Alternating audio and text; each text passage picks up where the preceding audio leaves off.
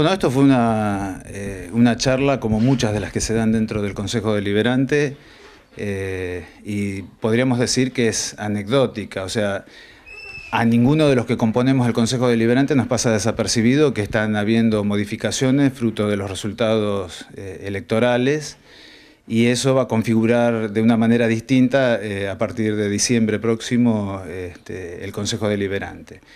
Dentro de esas modificaciones, obviamente, surgen reacomodamientos y uno en algún momento se conversó sobre aquellos concejales que iban a quedar solos, que iban a conformar una única banca, y en algún momento me invitaron a sumarme a ese tipo de movimiento, pero bueno, no es algo que yo tenga pensado en este momento. El hecho de que hayan puesto la mirada sobre usted lo advierten un tanto díscolo en algún punto, esto lo admite. Bueno, esa es una expresión que vos utilizás muy a menudo respecto a mí, y yo me pregunto, bueno, díscolo, yo no soy aplaudidor. Cuando he tenido que manifestar disidencias en opiniones, las he manifestado y me parece que ese es mi camino. O sea, yo soy así y creo que es así. O sea, tampoco pretendo con esto generar una revolución, pero en momentos que manifesté disidencia respecto a la línea de pensamiento o acción, tanto de gobierno como de bancas opositoras o contrarias a las nuestras, han sido por motivos bien fundamentados, o sea, creo que han quedado lo suficientemente bien claros. Probablemente eso haya sido un poco, o mi forma de ver las cosas haya sido, o los animó a invitarme, pero bueno, yo insisto con lo mismo, en este momento no tengo pensado ningún tipo de movimientos, ni de salida, ni de cambio de banca. Bueno, una de las cosas, la invitación de Tau particularmente, y otro hecho reciente, en la última sesión, en los días previos se advirtió una nota por el tratamiento de los limitadores de velocidad en el barrio del Cruce, donde el proyecto parte del bloque UCR Cambiemos, pero con la firma únicamente de Martín Micucci, como para, insisto, alimentar esta teoría de el posible pase. Sí, pero eso surge de un error que partió sin lugar a dudas un poco de mí, un poco de la Secretaría del Consejo Deliberante en lo siguiente. El día que yo presento esa ordenanza, firmo, o sea, le coloco mi firma a la espera de que llegara mi compañera de banca, que es Alicia Laino, como bien se sabe. Y Alicia ese día no fue a la reunión de comisión porque estaba descompuesta, se sentía mal y bueno, y no asistió de hecho. Pero bueno, en el apuro posterior, o sea, yo ingresé, firmé y la dejé en mesa de entrada del Consejo Deliberante para que sea elevada después de la firma, repito, de Alicia. Cuando me entero que Alicia no va, yo dije, elevala o ingresala para que se le dé tratamiento. Y bueno, a partir de ahí queda esa confusión porque después cuando se genera el listado de orden del día, lo elevan así, o sea, eso no debió haber sido elevado así, pero bueno, fue una confusión y fue un accidente realmente, fue una desprolijidad administrativa, si se quiere. Bueno, teniendo en cuenta que en todos los órdenes de la vida, del dicho al hecho hay un largo trecho, usted acaba de manifestar, de decir que por ahora no tiene pensado un salto, un alejamiento del bloque UCR Cambiemos. Sin embargo, sobre todo en la campaña se lo ha notado muy tranquilo, hasta pasivo si se quiere en algún punto, y esta característica de no ser aplaudidor también lo ha mantenido bueno, con cierta mirada para lo que hacemos desde afuera, no alejado, pero sí un tanto corrido de la lógica de la política, cuando se es oficialismo. Sí, obviamente. Mira, básicamente las listas se cerraron de una manera muy hermética y quienes trabajaron en el ordenamiento de esas listas han sido, creo yo, pocas personas y realmente no fue un acto colectivo, o sea, un trabajo colectivo. Y obviamente cuando las decisiones se toman de manera unilaterales, bueno, creo que las consecuencias son estas, o sea, yo no estoy en desacuerdo y al contrario, creo que la gente que compuso las listas es de muy buena calidad en todos los casos. Pero hay formas y formas de trabajar en donde si somos un movimiento, un frente, debemos participar o tener más participación todos. Así que me parece que eso fue un error bastante grande. La conformación de las listas fue hecho de una manera, insisto, muy poco colegiada. Y bueno, eso me mantuvo al margen de la campaña propiamente dicha. Con esta cuestión, siendo usted relativamente nuevo en política, aunque forma parte ya de ella, y habiendo existido un episodio tan traumático para muchos como es la alianza, acercamiento, unión entre Horacio Lorenzo, ex PRO, de la mano de quien usted llegó de alguna manera a la política, con Alegre y compañía, bueno, con la historia que ya conocemos. ¿Qué opinión tiene al respecto, en general y en particular? Mirá, yo creo que han pasado muchas cosas en la política en los últimos años que está produciendo una reconfiguración a nivel de partidos políticos en la Argentina. ¿Y a qué me refiero, básicamente? En el año 2001, después de la crisis del 2001, el radicalismo sufrió una implosión y quedó muy debilitado, y me parece que posterior a esa fecha algo parecido ha surgido o ha sucedido en el peronismo. De hecho, el peronismo hoy está buscando reacomodarse, reorientarse, unificar fuerzas después de la transversalidad de Néstor Kirchner.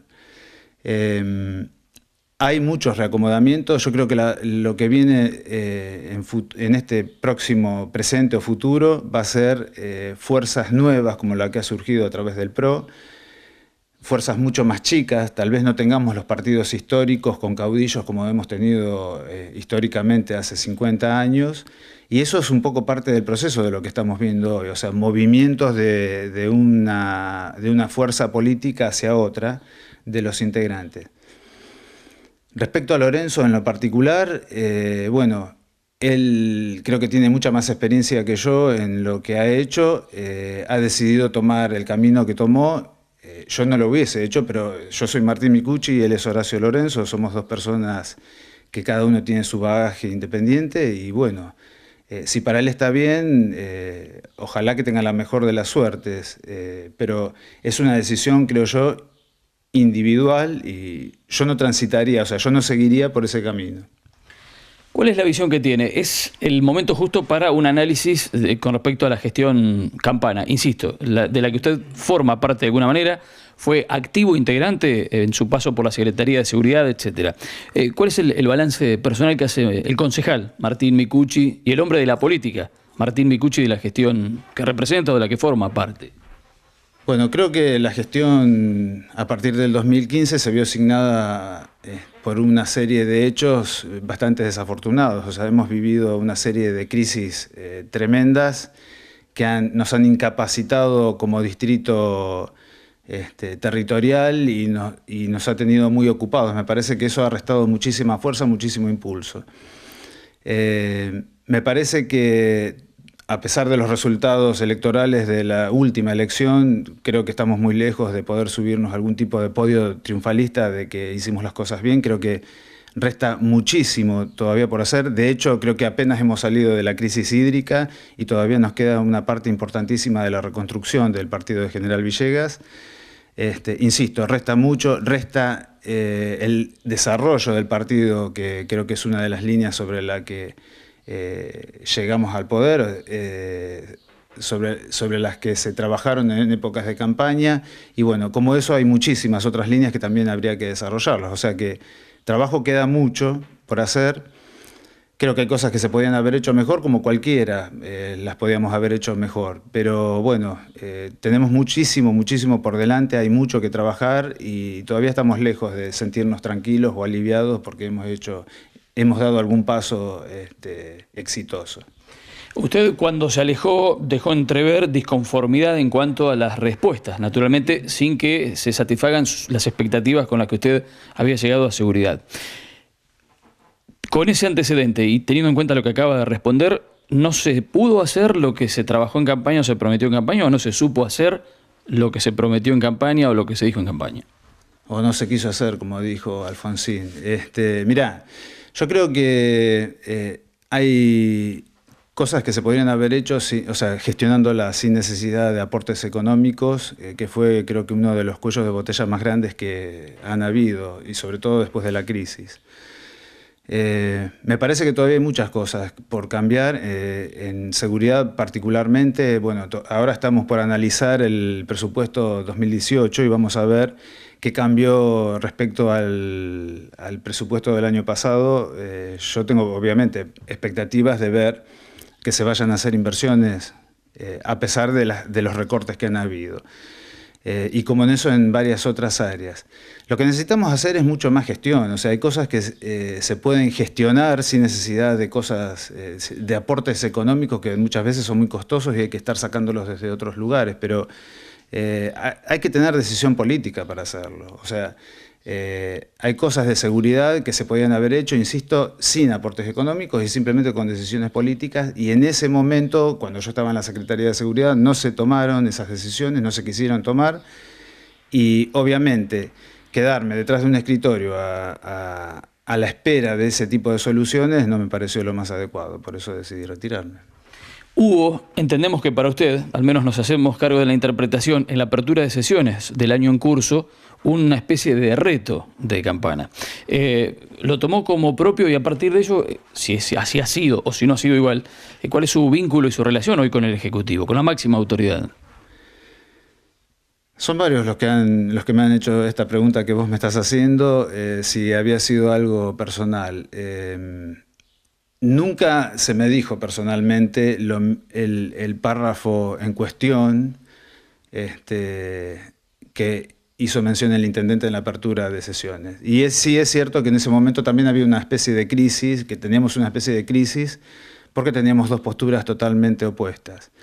En ese momento nosotros habíamos conversado, o sea, a pesar de que en algún momento se dijo que no había habido diálogo, pero se había conversado de cuál era la situación del partido de General Villegas, cuál era la situación de Córdoba y cuál era la postura hidráulica de Provincia de Buenos Aires, y eso derivó en una publicación que yo hice que causó tanto malestar.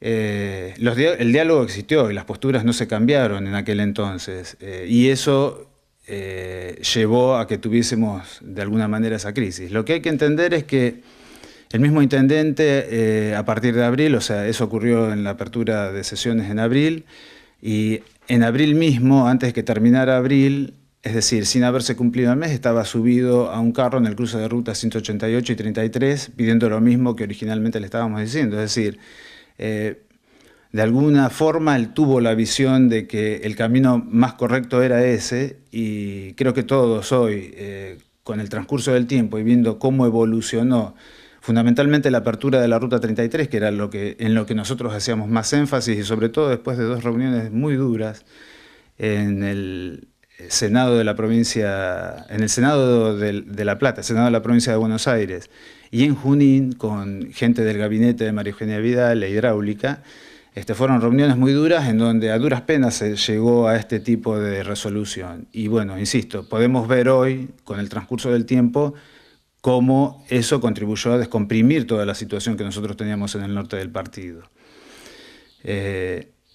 Así que creo que con esto te respondo la pregunta que vos me habías hecho. Las dos primeras. La tercera creo que era cómo es mi relación con el intendente. Mirá, mi relación con el intendente es buena. Yo sigo reclamando un mayor diálogo, una mayor comunicación, que por ahí es el punto en donde más trabados estamos. La falta de una coordinación más exacta en lo que es comunicación. ¿Eso es una cuestión personal o tiene que ver con el bloque en general? Bueno, eso habría que preguntárselo también a mi compañera de bloque. En lo personal, sí, yo creo que tiene que haber mucha más coordinación. Muchas veces tenés que afrontar o defender situaciones en donde al no tener toda la información es muy difícil y hasta peligroso, porque exponer a posicionarte de una determinada manera políticamente hablando, sin todos los datos, te puede llevar a que tengas un traspié delicado dentro del Consejo Deliberante, que no es un chiste. El último punto. Le resta para usted 2 años para culminar su mandato. Hasta hoy, sin haber analizado la posibilidad de salirse de Cambiemos. De 2019 en adelante, ¿cuál sería el destino político de Martín Micucci, teniendo en cuenta que ya se habla de una presunta reelección de Eduardo Campana? Mira, Perdón, y dentro del PRO, entre paréntesis, sigue estando Micucci dentro del PRO, ¿verdad? sí, sí. La política es muy cambiante, es muy dinámica. Y te voy a dar un ejemplo. En el 2015, cuando asumimos, en el partido de General Pueyrredón asume Nicolás Arroyo, el actual intendente de Mar del Plata, o del partido de Pueyrredón.